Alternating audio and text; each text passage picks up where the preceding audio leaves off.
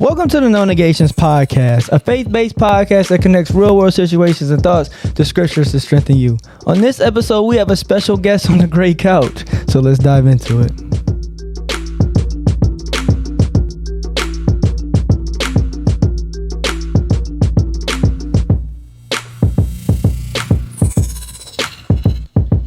What's up, everyone? Welcome to another episode of the No Negations Podcast. Darrell Dee Sullins Jr. is here. Ayla Sullins. And DS Ninja is in the house. And we have a special guest today, Mr. Murray. Dom. Just call me Dom. Oh, you want to hit the button? Yeah. Is that the right? Yeah, that's the right one. There we go. Just call me Dom. Dom is cool. I see. Mr. Murray is my dad. I feel like my parents kind of, raised me right in a certain sense. So it's kind of hard to do that. I gotta remember. I gotta remember to do that. So before we jump into these topics, just do a quick check-in. Ayla, how was your week? I don't remember.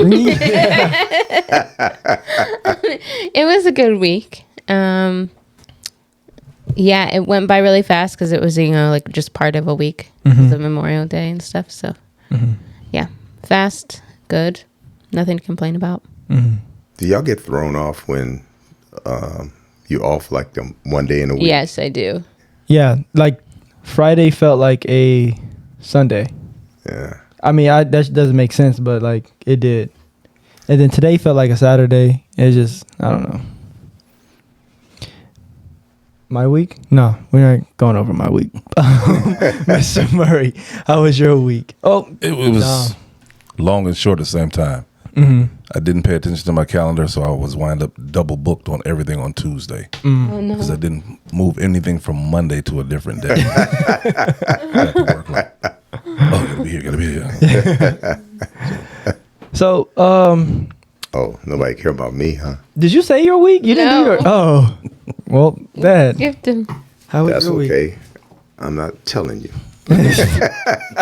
No, it was a good week. I went to a tournament yesterday, booking some seminars and Every week. got, caught up with some people that I haven't seen in a while. I know. No awards or anything.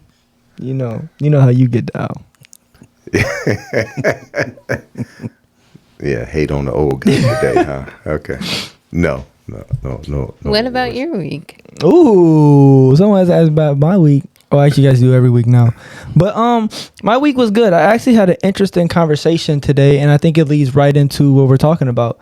I was talking to one of my friends, and he's between the ages. I don't know if I guess I'm not saying his name. He's he's 20 something years old, and he's at the point where he says the Bible is not real. He said that the Bible is man-made. He said, well, how can we take into account something that is written by man? He's one of those type of guys. And Mr. Murray, today we're kind of talking about, youth and believing in God and why they should believe in God and all that good. So before we hop into all that good stuff, can you briefly kind of talk about like the organization that you guys are working with? And Oh, I get to do a shameless plug for my job. Yes, I work for Youth Opportunities Unlimited. Most people in the greater Cleveland area know us by YOU, or U, as we're affectionately known. And we do workforce development training with high school students and now those out of high school, 18 to 24, trying to help them, figure out their pathway, so to speak, in life, and then just trying to open up avenues for success for them and get them prepared to go down those pathways. Have you received any questions like that? Like, why should I pay attention to the Bible? Oh, yes. The program I manage now, I'm with the 18 and 24-year-olds. So they question everything. They challenge everything. Why is this? Why is that? Who said it? Why you believe it? Is it true? How do I know it? And I just try to explain to them the Bible is just like, I'll put it this way. On every street, there's a speed limit, right? So if you travel within the speed limit, let's put it this way, if you exceed the speed limit, what are some things that can happen? You get a ticket. Ayla. Excuse me. You have more tickets than I do, sir. You get a ticket. You have a car accident, all kind of things. But so now, what happens if you get a ticket? What are some things that will happen? You could lose your license. You have to pay a fine, like all that good stuff. Go to court. Go to court. Insurance rates go up. All that kind of stuff. So those things happen if you exceed the speed limit. But now, if you drive within the speed limit or close to the range, will you get a ticket for speeding? No, Probably not. Are you likely to have an accident? it goes down. It goes down. The chances go down. You're not looking at any court calls raised, insurance premiums, any of that kind of stuff. Well, that's how the Bible is. It if you act or live with it, the chances of all those horrible things happening, not saying they won't happen, but the effect of them are minimized. Versus living outside of it, you wide open for everything to come your way. Now, as far as like the group goes and stuff, are a lot of people receptive to that? Or is it more so work? Well, based upon the job that I do, there's certain things I can say and I can't say. Oh, okay, yeah. But I try to always present things to where people want to question. Now, if you ask me a question, You I'm got it free to right to share. answer. Yeah. Right. I'm free to share. And I found that in engaging anybody, young people, older, whoever, get them to question what they think. So when they pose me with a question, I just present one back to them to make them think deeper about. I never come hard at them. Yeah. I don't throw jabs. I'm not going to start slamming scripture. Just get them to think. Try to do the same thing that Satan did in the garden to Eve. Get her to think, did he really say that? They can say, Make them think about everything. Now, as far as you go in your personal story, when did you decide to give your life to Christ, and what made you make that decision? Ooh-wee. All right, I grew up in the church. I was free to play sports, do everything, but we had a church household. My parents believed in us. My mother really focused on it, and us, learning about the Bible, going to church. So I grew up in the church. I learned all the good things to do, how to act, how to be in front of people, and I began to use that to my advantage. Not good. Yeah. So I went to college, and I'll be honest, I tell everybody, when I went to college, and after college, there was about a 7-year period where I never saw the inside of a church. I was just away from it. I was caught up in the world, doing everything. And that's because I knew who Jesus was, but I hadn't accepted. I knew the stories, but I hadn't accepted him. He wasn't real to me yet. So once I began my career, I was working for L'Oreal, doing well, being promoted. Everything's rising for me. Then all of a sudden, that stopped. They started downsizing. I was caught up in that. And things began to blow up. Boom, boom, boom, boom, boom, boom, boom, boom, boom, boom, one by one. And at that point, I just said, okay, Lord, I'm crying out to you. I'm going to trust you. I need you to show yourself real to me. Yeah. And he did. That's all I can say. He did. That's funny you said that, because in the conversation I was having with the guy today, he was talking about gravity and air and all this other stuff, and we was going back and forth about that. But this, at the end of our conversation, before we came inside, that's one thing I said. I asked. I was like, well, why don't you just try it? Test God and see what he can do. I was like, see if God's power is real. I was like, there's a lot of things that I know you want to do in life, and some things that might be hard right now. Why don't you literally put it in God's hands? But I told him that you can't do that with the apprehensive heart. You have to really truly believe that God is going to take control. I was like, well, try it. If it doesn't work, then it doesn't work, but if it does work, then I was like, if I'm wrong, you can just tell me I'm wrong, but I was like, before you throw out that the Bible is this, that, and the third, try it. Now, have you had situations with guys at with the youth that you literally put things into God's hands and they come back like, oh, Mr. Murray, this, that, and the third happened? Or is it more of a prideful situation? I don't know if that's the right thing to say. You're hitting on it though, because like you said, I've heard everybody, I said, just try it. Yeah. I have yet for anybody to come back to me and tell me he's not real, it didn't work. They may make other excuses as, I got to do this instead, I do that. But one has said, I tried him. Yeah. And he's not real. He's not truthful. Yeah. As far as like the age group goes, because I know you said that you worked with like the younger teens. Is that different working with those younger teens? Are they more receptive to listening about life skills, about Bibles, and then versus the olders? They are more receptive because they're still in that format or in that way of getting daily instruction. Yeah. Pretty much Monday through Friday, school, all of that, listening to parents or some adult in their life. So they're still receptive to accepting guidance, accepting information from adults. The older group, 18 and 24, now, they've had a chance a few years to create their own behaviors and pathways and get caught up in a lot of different things. And so they're not as receptive because it doesn't feel good to them, that type of thing. Let me ask this question, Dom, because you're deacon in the church, and I am. You in the Word.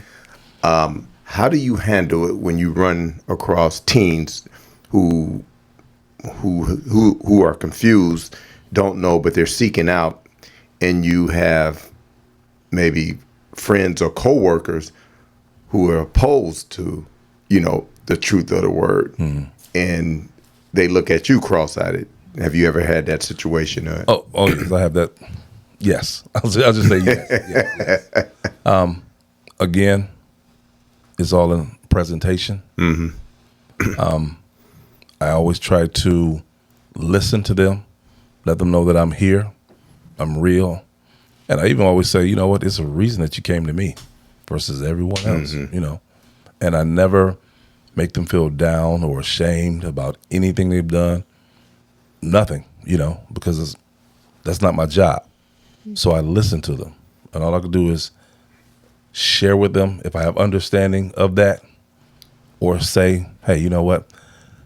I haven't experienced that, but I kind of understand where you're going.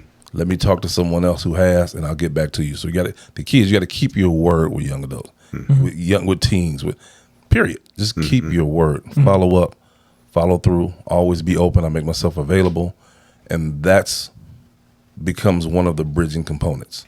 Because I'm thinking online, you're talking to a youth or a teen, and somebody else come behind. Look, that stuff don't work. That type throwing salt in the game. That leads me to a scenario I have. Dun, dun, dun. Wait, do we have a button for it? Hold on. Do we have a button? Nope. That works, right? All right.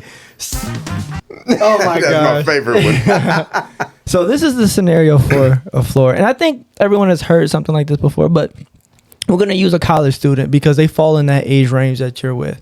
So you have a college student who goes to class, and they're in like a religious studies, ethics class, and the professor is a known atheist. Like, God is not real. God is not this, that, and the third. And it's getting to the point where that student is questioning, going back and forth with that professor, and it's affecting his grade.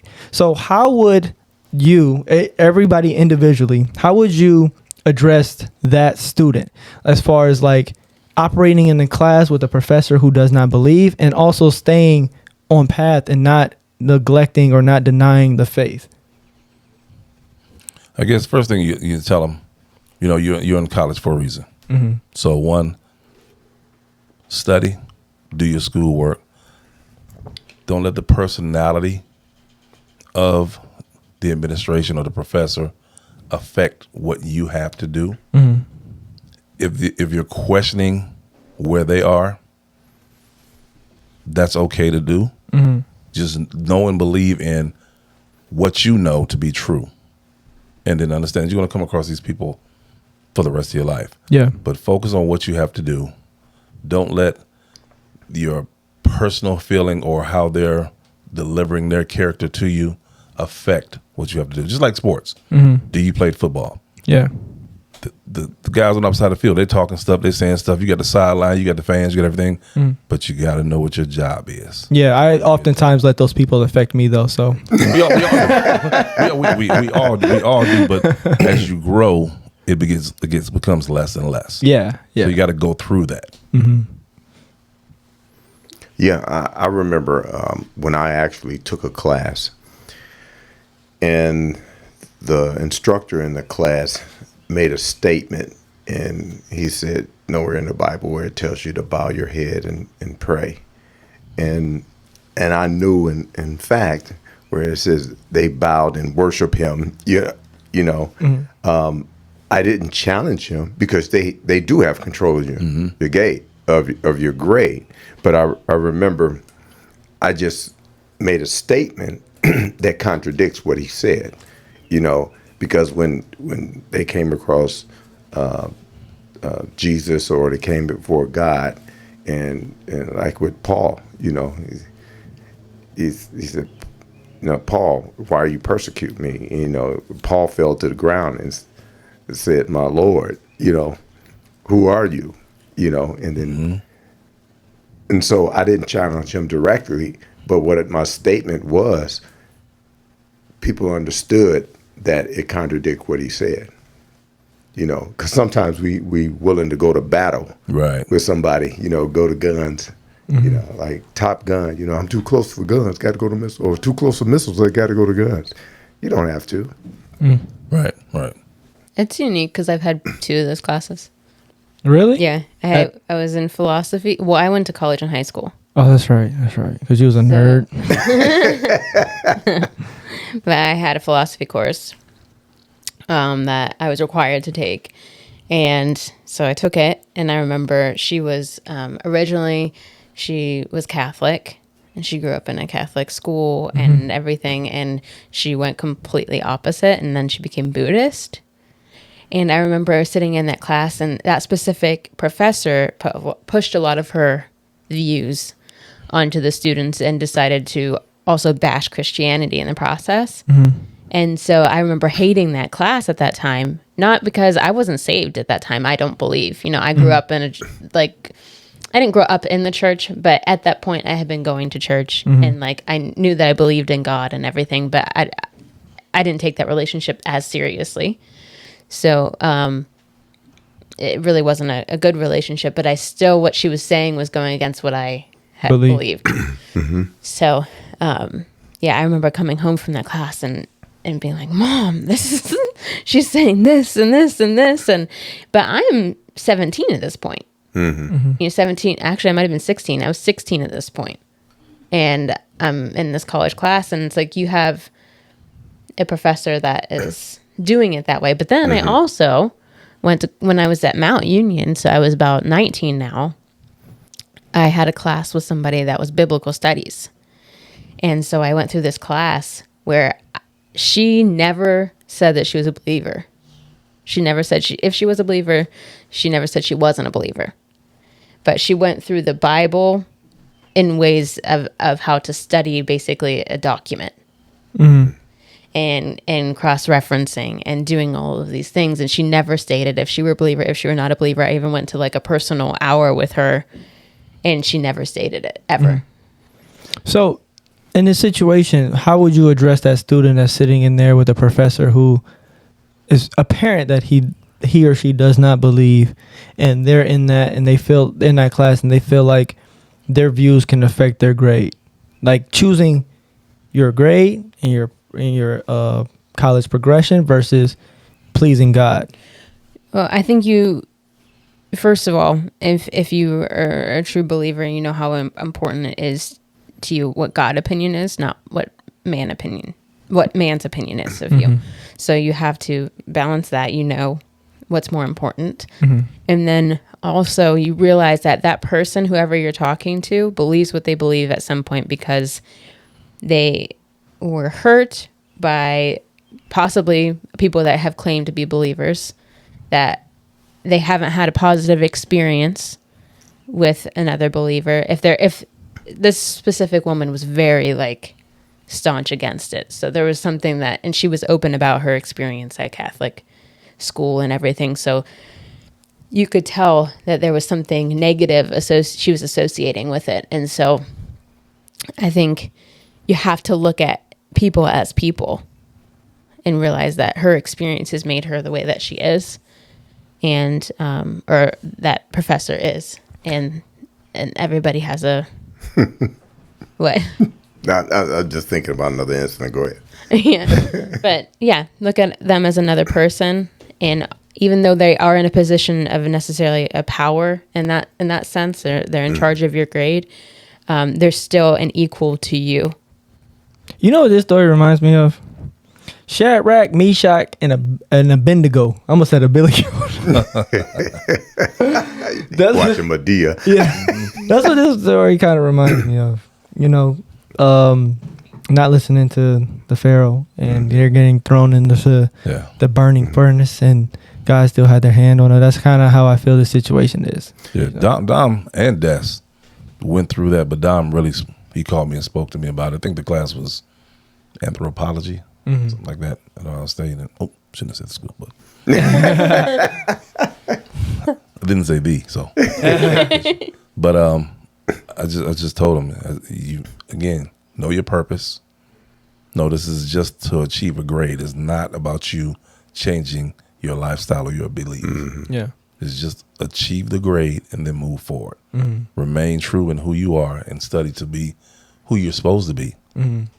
Yeah, that's what it says in James. Do not merely be listeners of the word, but be doers of the word.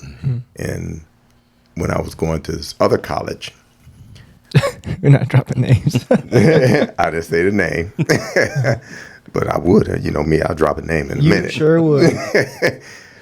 The professor gave us literature and to read, and we had to write a paper on it. And so I wrote my paper, and I quoted scripture in my paper, and it got it back, and she gave me a D. It had written on it in red, "This is not the venue for that." So I met with her.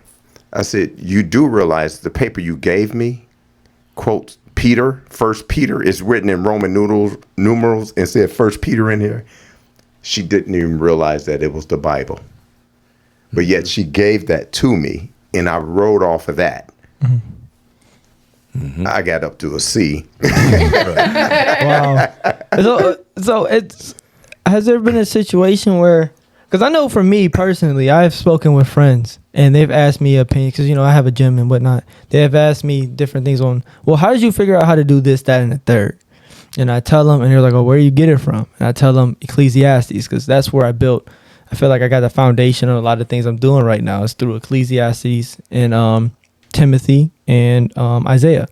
There have been situations with guys in a group where they're definitely not into God and scripture and stuff. And then when they're explaining life situations and this, that, and the third, has there been a point where you're like, you know what, you're actually doing biblical things right now, or you have a spiritual sense right now?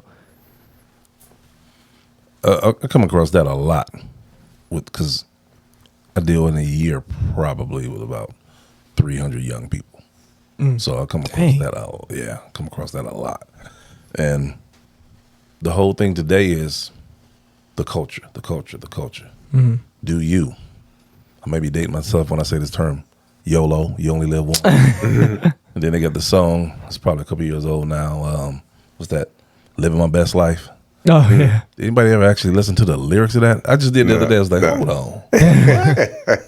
What? They proud of that for real? I mean, but it's everything in the culture is about you. If it feels good to you, do it. And so I would say, even in this room right now, if Darrell, you just went what felt good with you, and so did you, D, so did you, Ayla, and I did, it's going to be chaos because I'm just looking out for myself. Yeah. And if everybody's just looking out for themselves, all you got is chaos. Without rules, you have disorder, you have chaos. Now, some people say, the Bible's just a book of rules. I said, no, really, it's a book of love. And it's talking to you personally. Have you ever really checked it out? See, most people get it spit at them and say, check this out. Look at what he handcuff you. Da-da-da. Instead of just taking the time to read. The key is the influence. Who are your influencers in anything that you do? So, but again, it's just the culture versus Christ. We've done a horrible job as Christians throughout the years. That's why people hate what we believe and hate God because of us. Yeah. But if they really look at the word, and we really look at the word, it's a mirror, it's a roadmap, it's a pathway, it's a double-edged sword too. It always is. But when you look and see what is really there, it's awesome. The first time my family really saw how great it was we did as a family, this might have been, 10, 15 years ago, we were supposed to be reading the Bible 90 days. We've been in a small group. Yeah. And so you can't read it to study. You just got to read through it like it's a manual. Just go line by line. And before we got through Genesis, man, we was blown away. Like the stuff that was happening. It was really like looking at CNN today or whatever. You saw all this stuff is in the Bible. Yeah. See, people don't realize that. They think it's just a book of laws and hate, and you can't do this and you can't do that, and you got to eat Christian cookies and wear a Christian suit. That ain't it at all. Yeah. And sorry, go ahead. That's when you spoke about the culture and importance of reading the scripture. That's like the text I sent out. I sent it to the men's Bible study, and I sent it to you, where the pastor had a couple trying to conceive come in the pulpit in the front of the congregation. I shared that too with my family. It was just like, and try to conceive on the pulpit. They were covered in a blanket, and people were praying. As I'm like, I should drop the picture in here. because I'm like, how is it that was an open-eyed prayer if I ever seen it. Nobody's eyes closed. And I was like, how can they do that and understand God's word and understand that's not in line with the Bible? And that's why people who not associated with God or accepted God, looking from peripheral and said, look, why should I do the God thing? Y'all doing the same thing I'm doing. But I bet you his church attendance increased. For the wrong reasons. But that's the importance of understanding the Bible. And most of the time people quote stuff that they heard instead of what they actually read and got understanding of it. Yeah. I think too that like we, in general, especially if you haven't read the rest of the Bible, you just look at like the 10 Commandments and that's it, and you're like, oh, these are the things that I can't do, and it's all about what you can't do, right? But if you think about how you were raised in your parental relationship, or if you had one, first of all, but like if you had a parent that loved you. If you had a parent that loved you, they give you rules not just because they want to give you rules. They give you rules because they want to protect you. Not my parents. Nope. I didn't think so either. Nope. There were 5 things I grew up said I was never going to do. Yeah. My kids would never have to eat vegetables. My kids wouldn't have to do any homework. They could stay up all day long and don't have to go to bed. Yeah, right. But you know what? See, I didn't understand that. Yeah. How it was going to help me. And then as soon as I grew up, and I also said, I ain't going to never whoop my kids. But you realize that when you read those 10 Commandments, it's not just like, if you do those things, there's a negative effect on your life afterwards. You're going to hurt somebody or you're going to hurt yourself. And I think we just like to say, oh, no, he's the ruler. He just wants you to not do those things. Because no, he doesn't need you to not do those things, really. He's himself. He's not going to change. That's not going to hurt. Like, it doesn't change him. He's saying these things because they can hurt you. He knows that they can hurt you, and he knows where they can lead you. And that's why he says not to do them. And I think we refuse to look at it like that. In a general sense, we refuse to look at it at love in protection, instead of like, oh, there's this ruler who wants you to do exactly what he wants you to do. I try to take those and break it down to the terms they use today: drama, stress, beefing, all that kind of stuff. I say, now, if you go ahead and do the opposite of what that says, what's going to happen? Well, if you really truly understand the 10 Commandments, they weren't designed for us to be able to accomplish them. What they were designed to do was be a mirror and show us why we need the coming Savior. You think that's why people are so turned off by the Bible? Because it's like, dang, I do this and I like doing this, and it's telling me I shouldn't do it. I don't want to stop doing it. Yeah. No, I think they do it because of sin. Yeah, but like, do you think that's why so many people are like turned off by the Bible? Because it's almost like when you have anxiety and someone presented that you have anxiety, and you're like, no, I don't have anxiety. Right. Is it like the same thing when you think with like Bible and the commandments and all that stuff? Because it's never, like you said, it's never presented in love. The first thing they usually hear is the 10 Commandments. Yeah, you said the 10 Commandments, and it's like, I do all that kind of stuff. I don't want to stop. It feels good. But you never looked at why those commandments were put in place, what the people were doing, what the outcomes were, how those same outcomes are affected today or are happening today. Yeah. See, it's just, again, it's the presentation. Yeah. But yeah, I mean, you can say that about a person that's addicted to drugs. It makes them feel good at that moment. They're trying to escape. But it's hurting them in the long run. That's like if you were a kid and all they want to do is eat candy. You know, it may taste good for that moment, but in the long run, it's damaging you. I ate a bag of candy corn one time. Talk about taking an L. If I ever get back on stage, I'm gonna use that as an example. What's that? The using, taking something that at the moment it feels good. But it's not. I remember we had a cookout at the house. Oh, I'm about to out Tori. We had a cookout at the house, and my mom made a big thing of mac and cheese. Tori loves mac and cheese. That's like one of her favorite foods. She loves it. And my mom was like, Tori, don't put that much mac and cheese on your plate. It's gonna mess up your stomach. And Tori's like, okay. You're gonna get constipated. That's not what I was gonna say, but okay. But like Tori, don't put that much mac and cheese on her plate. And Tori ate her regular food and then went back and put more mac and cheese on her plate. This time she had like a whole plate of mac and cheese. Let's just say the next day she didn't go to school. But I mean, I remember that. Yeah. Oh, I like out in family when we're up on stage and doing stuff. And so that's definitely gonna be one in there. But I mean, that's a biblical principle. It feels good at the time. Yeah. We think it do. Yeah. But in the long run. Right. Because Paul says all things are possible. They're not not beneficial. I mean, you look at it. Smoking is in. It's popular. They're passing laws to say, hey, you can do it. Do it whatever. What is the outcome? What is the effect on your body, your lungs from smoking? Drinking. It makes you feel a certain way. What is the outcome on your body, your liver, when it's done over prolonged periods? But that's great. You said, but how do you talk to a teen? Some adults, and they won't feel that they're part of the crowd. They're not with the in group if they don't do that. That peer pressure. You know what I mean? And so they do it so that, hey, you with us. There's an inner problem there when that happens. Uh-oh, D just thought of something. I'm not gonna say it. Probably looking at my face. Oh no, You said something very old, and no need. Go ahead. I'm sorry. We're not gonna go off track again.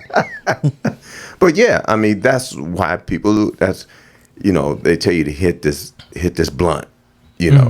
They say, "Oh man, you a sucker." I was more afraid of my parents than I was of those knuckleheads. Yeah. That's why I never did it. But there are some things that people do because of the environment that they're in. Yeah. They all, everybody wants to be accepted. Yeah.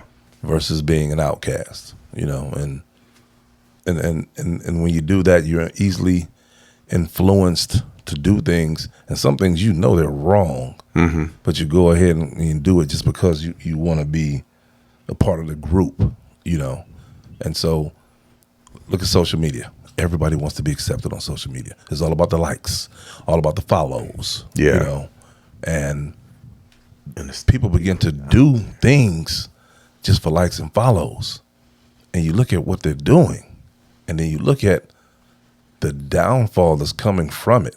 They don't see it right away, but eventually in a few months you see what happened by doing all of it, because you keep having to reinvent or come up with new purpose, new ways to get more and more likes and followers. And you begin to do things that are pretty much prostituting yourself, selling yourself just for likes and follows. And you don't even feel whole because you're chasing something that cannot fulfill you like God. It's like you said, getting high. People get high because they're trying to escape. They're trying to get to this euphoria. They're trying to get to this place. They're essentially trying to find forever without God. And you can't do that. That reminds me of something. I think you said that. It's either you or Mr. Watson. And I can't take credit for that. Lecrae said that.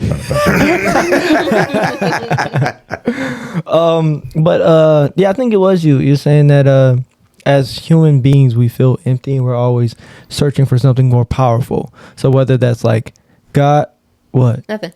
Oh, whether that's God, alcohol, drugs, or other people. No, he said that. Okay. I think I have it on video. Okay. Look at her. People overwork because they're trying to attain. They're trying to get. And they're never fulfilled. Yeah. Look at her trying to take credit. Look at her. I've had many of these conversations. Oh, boy. Yeah. We do have many of these conversations. Yeah, we do. Where the camera at? Do we need counseling sessions right now? But right, you there's always a void that you're trying to fill. You're always a higher substance. You're trying to obtain that. And instead of going to the creator, we use substitutes. You know, what we heard, what men say. And substitutes don't live up. Think about it. There's sugar and then there's all those substitutes for sugar. They don't taste good. Well, yeah. And really, they're just distractions that prolongs you from getting to the point in which you should be. Instead of taking 5 years, it's going to take you 45. And then you know, all of your life, you're searching for something and you don't find it until it's really late in your life. That's an amazing point. It actually leads to my last I said the last question was my last, but this is my last question. The conversation I had with a guy today, he was talking about free will. And he was like, well, if everything, quote unquote, is a part of God's plan and everything's going to work out anyway, what's the point of free will? And that's how I kind of explained it to him. I was like, yes, we have free will. And yes, God has a plan. But you say that something that we could accomplish tomorrow now gets accomplished a year later because we decide to work off of what we want to do and not necessarily follow God's plan. So I was like, yeah, well, technically, you know, there's some things. And I don't know if I'm right to say this, so definitely feel free to, you know, so technically, you know, there's some things that will happen because it's in God's will, but the timing could be skewed, or the people that it affects could be messed up because we decided we want to do things our way. For every decision and action, there's a consequence, good or bad. Yeah. And so people have to think about that. You know, he gives us choice. We can choose to do so many different things. But when we make that choice, there are outcomes. There are consequences that come along with that. It could affect people in great ways. It could affect people in horrible ways. You know, it could affect your life status or your life, how you live. There's so many things. So why gamble trying to do it your way versus looking at it from God's point of view? Because remember, we're only here for a short period of time. We all got a birth date and we all got an end date. And everybody who walks on this earth, regardless of how big, great, strong, fast, how much money they made, we all go there. So I always tell everybody, because this ties back into school, we do so much preparation for everything in this life. We prepare for sports, we train. We prepare to get degrees, we study, we read. We prepare to buy a house, we save money, we get our finances together, buy a car, do all those things. Doesn't that make it kind of asinine that we're not preparing for what's coming after this life because it's going to end? Why just spend all the preparation for here, spin the wheels for here, and then do nothing to get there? And I always challenge scholars with that. We become so scholarly here, but what about after this?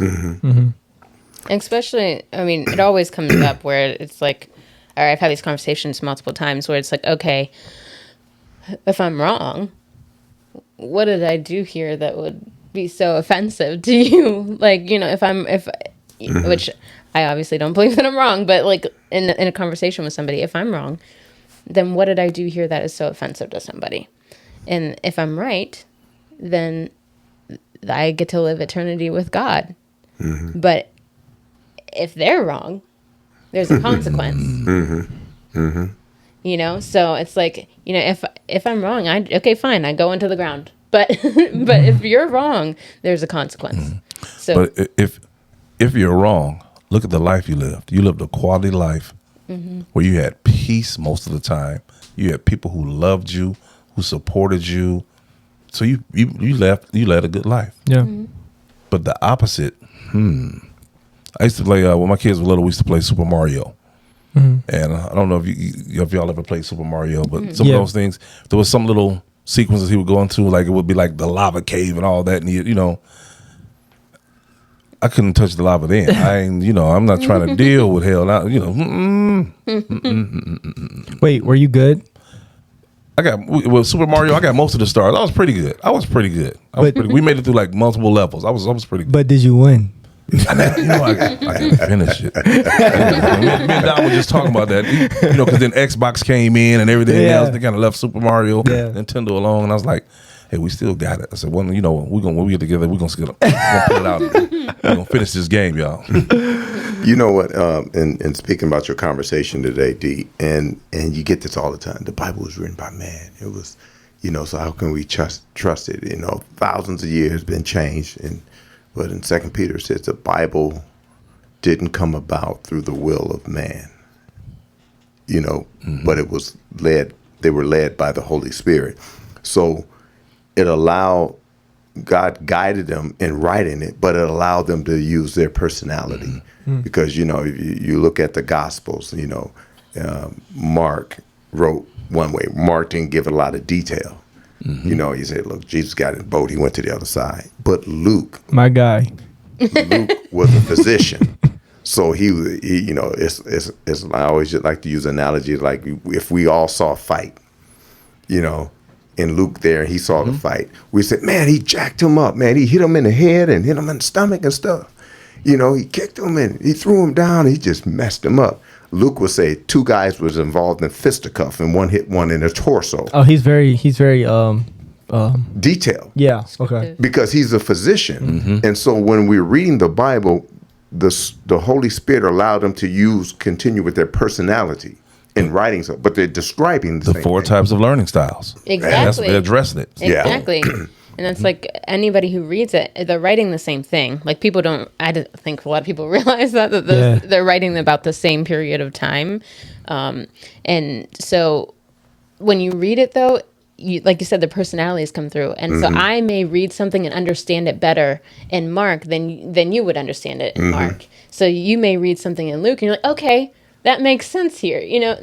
It's just, it's for everybody who's going to read it. God put it there so that everybody could have an understanding. Thank God for Mark, because all that little extra stuff, woo, I don't understand it and I don't need time. I don't have time for it. Most people don't realize the Bible was written 40 different authors over a period of like 14 to 1600 years. Yeah. And some of them never saw each other. Yeah.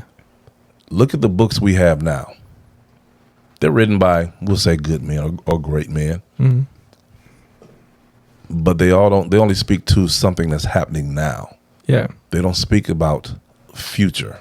Yeah. They can't have future and the past, since the history in it all together. That's what people are missing. It's, and then who would write a book to deny themselves? Think about all the stuff we really like, the sin stuff we like. Who would write a book to say we can't do that? Yeah. Or I can't do that. I'm not good. Yeah. Not that those people, it's like people think the people in the past did not have the same type of wants and needs that we Desires, feel like we have right now. Yeah. Like they had the same things. And for instance, if you're reading a book that's thousands of years old and you're finding a relation with it, do you understand that the humans have a certain pattern of living? And if it worked for then it can work for now because we're just going in cycles. Yeah. I mean, right now, this is the month of June, but they've given it another title. Yeah. The Pride Month, And then that is what it is. Then people said, well, King James was gay. Was he? Was King? From what I understand, he may have been. Oh, snap. But here's the thing. He didn't write the Bible. Yeah. And if he did, why would he, if he was gay, write against being gay? Oh, yeah. Right. That doesn't make He sense. authorized the translation into King James English. That's what he did. Exactly. And then if you think about it, in working with the youth like you do, that's the type of stuff you make them think, things that make you go, It's just like, why would Peter, Mark, and all those writers of the scriptures, Why would they die for a lie if it wasn't true? Right. They died horribly too. Yes, all except John. Ooh. Boiled in oil. Ooh. Crucified upside down. Cut in half. Yes. Oh my God. Why would they die for a lie that they know it was a known lie? And that's the stuff that make people think. Yeah. And so that's just to get. Even the Bible, it's the white man's Bible. Yeah. I said, did you look at the names? Did you look at the names? Or who it was written by? Like who it was written by? You see the names in there? That doesn't sound like Western civilization to me. No. You look at Queen of Sheba. You look at Simeon, who carried across to Jesus. Look at the region. I mean, when you look at where the garden, what we believe the description of the garden, it says it's sat between the Tigris and Euphrates River. Yeah. Where's the Tigris and Euphrates River? That's like northern Iraq, Turkey. We've already talked about these three people, but just look at the name Shadrach. Meshach, Shaq O'Neal. No, I'm just saying. Yeah. Yeah. But here's my takeaway for this episode. Maybe I should have thought about it before I said it. Yeah. But here's my takeaway for this episode. Is that it's so easy to get caught up into the Bible. Like, is Jesus black? Is Jesus white? The Bible is written by man or whatever. But I think what we need to remember is that we need to put our, sounds like every other episode, put our faith in God and trust in God and trying to grow a relationship with God. And then all that stuff is going to make sense to you. It says in the Bible, I can't remember exactly where, but people who do not understand or do not have the Spirit can't understand. It's Corinthians. Can't understand the Bible. Like you just won't have no concept. They don't have the Spirit. They can't understand. You don't have the Spirit to understand it. So focusing on trying to find that relationship with God, and some of those things will start coming clear. Like how you said, Mr. Murray, Dom, sorry. Then going back and starting from Genesis and reading gives you that chance, or they give you that situation where you just go, you know what I mean? So seeking God first. Wait, hold on, let me turn my hat around. There we go. Yeah. My takeaway is, as a youth, I understand that it is easy to want to please people, but especially if you've grown up in a Christian household or you're used to viewing things as a Christian, stay strong in your faith and realize that God's opinion of you is more important than man's opinion of you. And just remember that. And the decisions and all the things that you're faced with, because I know it's not easy. You feel all this pressure, but at the end of the day, who do you want to please more? Galatians 1:10. Look at him. Yeah. Look at him. It's kind of cheap because it's on the gym, so I kind of see it every day. That's right. He got it on the backboard over there. Yeah. That real quick takeaways, and then we'll go to Mr. Murray if he has any. Here's what I take away, and from the conversations that we had before and during the podcast, and listening to Dom dealing with the youth, and you don't always have to defend God in the Bible. You don't have to. It's like when those questions was posed to you, it was like, help me understand, how can birth happen? How can all these things happen where body regenerates? How can it, the atmosphere, understand when to change seasons? Explain that. Put the onus on them. Right. Because they know where I stand on that. But they need to explain that if God does not exist, if he's not real. Where does the wind begin and end? Yeah. Oh my goodness, where does it? wait, bring it back. Where does wind come from? Like, is there like a big fan that just blowing? Wow. No, seriously, that's insane. Science will try to tell you it's the jet stream, but where does that begin? Right. Oh my goodness. We're studying Exodus now. We need a new segment. He talks about that when he caused the wind and it brought the locusts in Exodus. We need a new segment called Things That Make You Go, And that's the first one. Where the heck does the wind come from? That's what we was going to name this one. I like that. Wow. I'm sorry. Go ahead. I just got excited. I was like, where did that come from? When you look out over the ocean or the lake or the beach, what separates the water from the air? Oh my gosh. What is that called? Why? There's so many questions, because science can't answer those, and no one can say, oh, it's this or it's that. So again, just like you said, I've learned, it took me a long time, Romans 14:1, about not arguing with people. Mm-hmm. It says, don't argue with them. John 10 tells you, present it the way he said, be shrewd like a serpent, yet harmless like a dove. So he's telling you the same tricks, the same way Satan came about it, question them as well. Why doesn't the clouds fall to the ground? Boom. Gravity, right? Gravity's supposed to, look, watch this. Look at the pen. Why don't the clouds do that? Well, better yet is, how does the water go up into the clouds? Wow. Science can study, science can look at, science can tell you what it think it sees, but science cannot create. Yeah. It can develop some things by taking something that was already created and putting it with something else that was already created to get another outcome, but it does not have the capacity to create. Science always takes from what's already existing. And think about it. The plants give out oxygen, and we give out carbon dioxide. We need the oxygen; they need the carbon dioxide. That was not impressive. No, but think about it.